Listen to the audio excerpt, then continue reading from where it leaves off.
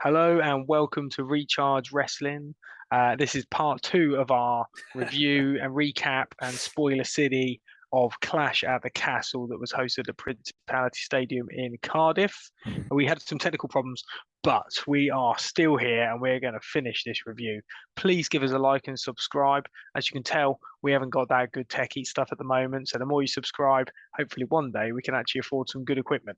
Yeah. So, And by right, technical problems, it was technically I'm a problem because it was technically I stopped Fisher, so pressing yeah. the record button by accident on Zoom. I don't know how I did it, but I did. Anyway, we were right in the middle. We were basically at the end of talking about the 6-woman tag match, weren't we? Yes, we were. So We've covered. If you haven't seen part one, I mean, podcast it's all going to be one part. So hopefully you're just listening on. But if it's on YouTube, there is going to be part one. So watch that first because we talk about the first 5 matches on there. We've literally only got a bit left, so we're just going to finish off. But what a banger that is left. I mean, if it was something not really worth discussing, I wouldn't have bothered. But no, we have Seth Rollins versus Matthew Riddle, who now has his full name back, although it's just Matt Riddle. Yes. What a corker. I mean, the build for this was pretty damn sweet. Yeah. Wasn't it? I mean, they really did make the right decision pulling this on SummerSlam. Yeah, I know at in the the time end, we wasn't definitely. too pleased, but this was, it really gave Well, it was great because we got to build see it in heat. person. As soon as we knew we were going to see it in person, we were kind of happy about it. I do think it should have had a stipulation. I still think it should have, but it didn't ruin. Like we still got a banger of a reason match. for that, though, isn't there? Well, with Extreme Rules coming up next, I expect that's probably why. Yeah. And also there was a segment in the match as well where Riddle basically loses the plot and smashes the announce desk with a chair trying to hit Seth. And I really think that is going to play into them having another match at Extreme Rules. I also have to apologise to Seth I can't believe you did this. For some reason, I didn't predict Seth to win. And I'm a huge Seth Rollins fan, and I always predict him to win in our predictions. And for some reason, I went for Riddle. I was shocked. I don't know what came over me, and he went and won. So fair play. But really, I suppose the unwinding of Riddle here was the fact that he got in a stress. Yes, went for the chair, lost the plot, and he's been less jokey. I mean, that Raw promo where he was swearing and stuff, and this match has shown a different side to Riddle, hasn't it? And I think that's what we're getting. And that's probably what we're going to lead to, probably another match at Extreme Rules. I mean, Seth seems to have best of threes all the time. Like, when he wrestles someone, he wrestles them 3 times. Seems to be the way it goes for Seth.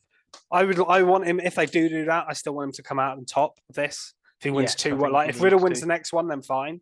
But then if they did a third match, like Crown Jewel or something, then I think Rollins should win this feud because you can still have him face Roman down the line. I think it's got to be done. Yeah, I'd love that to happen. And yeah, like you say, Seth really needs a big chain win. He needs to win a whole series. I don't mind him losing maybe at Extreme Rules if they Extreme Rules or something like that.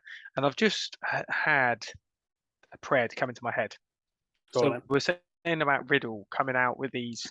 He's changing his style. He's losing the plot slightly. He's getting aggressive, trying to hit people with chairs, swearing, things like that. I wonder whether he'll lose to Seth in the long run after the best of 3 that we seem to get all the time. Randy Orton may then be ready to come back. They may have a short time together. Then you'll have the turn because he's now aggressive and he's like, I don't need you. You turn me soft or whatever. You then get heel Riddle, face Randy Orton, and then you go on to have an amazing match at WrestleMania. That's a good shout. I mean, this could lead to like Riddle turning heel if he snaps. Yeah, I think that's a good shout because I think a lot of people say it, but the most interesting way to go with Riddle and Orton is actually Riddle turning on Orton rather than the other way around, which is what always happens with Orton feuds. That's a good shout. And if he loses to Seth a couple of times, he can then lose that. And Seth's a great person to get in someone's head. Yeah. And after that, you can also have Seth not necessarily turn face, but turn his character slightly and his attention to Roman, assuming Roman's still champ, which I'm expecting him to be by the time that feud ends. If you are waiting until Survivor Series, because you can have the first match at, like we say, Extreme Rules, or the second match at Extreme Rules, the final match at Crown Jewel, and then that leaves you the next pay-per-view Survivor Series. You could do Roman v Seth there, something like that. and do like Cross or Drew, like we mentioned earlier in Saudi Arabia. Yeah, it's going to be incredible, whatever it is. But this match, I mean, let's talk about the finish, should we? So Yes. Seth got a stomp off the back of this chair miss. And then I thought Riddle's lying on the floor. Seth started to climb up the rope at the time. And I thought he's going to hit an RKO here. He has to hit an RKO. I mean, it was just the perfect like spot, wasn't it, for him to hit an RKO? But no, Seth got a super stomp. Yeah, I wasn't expecting it, and it was a really cool move. It was like that extra bit on it. Like I did notice Riddle had a massive like egg on his head, though. I wonder whether he did actually stomp him into the mat, or if that was from a different section of the match. Yeah, I didn't notice that, but quite possibly. But it was an awesome match. Good. I mean, Steph's outfit as well deserves mention. That was some crazy, He looks awesome. Such a crazy outfit. All orange trousers. This was a banger, but it had like it didn't have the after angle. That's probably why we haven't said too much about it, because it didn't have anything crazy happen after. And a clean finish. It was just a really good match of a clean finish in it, which is totally fine. And we did get again the crowd here, fantastic. Really into Rollins more than Riddle, which obviously we were more into the heel than Riddle the face. didn't really get any chance at all, was it? He got a bit, but not compared to Seth. It was all Seth. And then obviously singing along to Seth's theme song, Seth conducts the crowd, which was a really cool moment. He was loving it, wasn't he? I love this character. I love it because it allows him to enjoy the crowd by being so egotistical. Yes.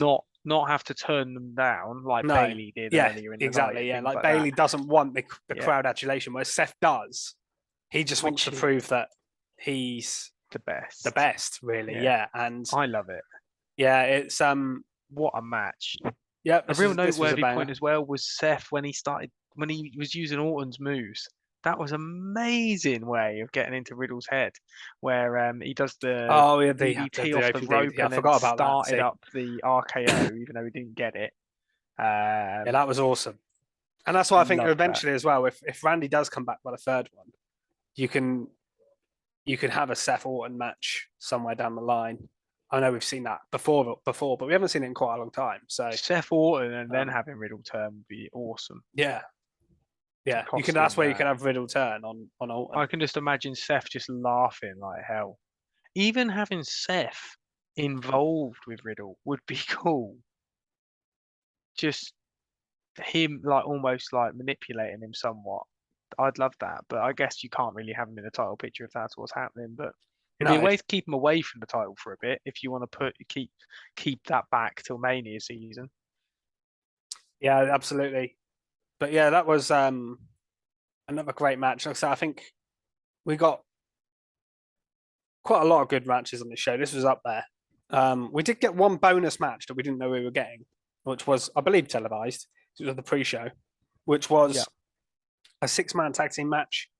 Out of nowhere, we got Madcap Moss teaming with the Street Profits, who were there. They were all there for meet and greets and things, so it's kind of not a surprise they were on the card, versus the Alpha Academy, who I didn't know were there, and Austin Theory, who, of course, was a bit of a clue that he's going to get involved in the main event later on. The fact that he was there, I was thinking, surely they're not just bringing him there for a pre-show match. He's going to have some sort of involvement later. I thought that as soon as I saw it. But yeah, this was... I mean, it's not too much to say about it, but it was cool just to have an extra match on the card and something in the pre-show, because I think we were at our seats like quite early. Yeah, we were waiting for it, and it was just a nice warm-up. Yeah, it was good fun. They all got a good reaction. Moss got a decent reaction. Everyone loves Street Profits, obviously. And they got a bit of a shoosh when Gable come out as well, which was nice. Yeah. So yeah, I really like this as an opener. Bit random, cross-brand sort of tag match, but. Yeah, good stuff. Not a lot else to say about it, but yeah, let's give our overall thoughts on the show. I mean, it's our first pay-per-view, so we're going to be a little bit biased, maybe, but it was insanely good. The only negative I have, the only slight negative I had, was the ending. The rest of it was almost perfect, I would say. I loved it. I mean, we've only seen shows in recent years at the O2, which is a great atmosphere. I mean, it has about 15,000 capacity, I think, but nothing compares to 62,000 fans who are really into it as well. Yeah, really into it. This was amazing. The whole of Cardiff was basically taken over by wrestling fans. It was it very was. surreal. When we were walking around, it was It felt odd. like being at a festival. It was weird, but just for wrestling fans. And we were mentioning when we're there, this is probably as close to WrestleMania as we're going to get without flying over to the States. Yeah. And the atmosphere was just insane. The wrestlers you could tell they were enjoying themselves. They were really putting everything on the line.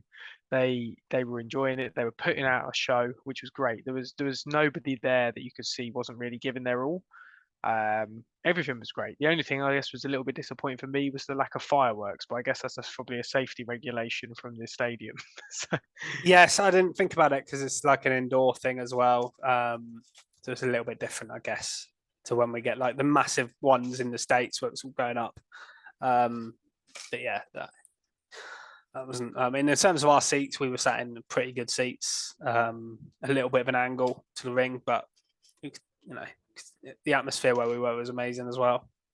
And yeah, I mean, it was an amazing time. And if they come back next year for a similar kind of show, then I'm sure we'll be trying to go. So, I can't wait. I mean, I would love it if they did like something bigger, like a Rumble or something like that. That would be insane.